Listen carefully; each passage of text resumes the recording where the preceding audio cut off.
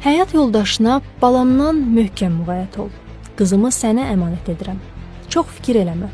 Mən geri dönməsəm də ona həm də çox qayğıkeş ata olacam. Müharibədir. Ölüm qaşla göz arasındadır. Namərd düşmən atəş açanda seçim etmir. Salamat qalın. Nilayı mənim əvəzimə də öpün. Deyərək, döyüşlərdə qəhrəmanlıq göstərən Abdurrahman İsrafilov 1991-ci il iyunun 11-də Zaqatala rayonunun Qımır kəndində anadan olub. O, İskəndər Məmmədov adına Qımır kənd orta məktəbini bitirib. Abdurrahman İsrafilov həqiqi hərbi xidmətini Füzuli rayonunda yerləşən Ensaylı hərbi hissədə çəkib.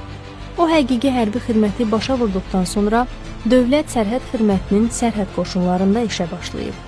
2016-cı ildə isə Müdafiə Nazirliyinin Ensaylı hərbi hissəsində müddətdən artıq həqiqi hərbi xidmət qulluqçusu kimi xidmətini davam etdirib.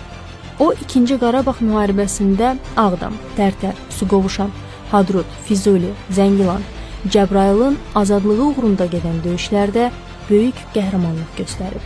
Abdurrahman İsrafilov oktyabrın 21-də Qubadlı döyüşləri zamanı şəhid olub.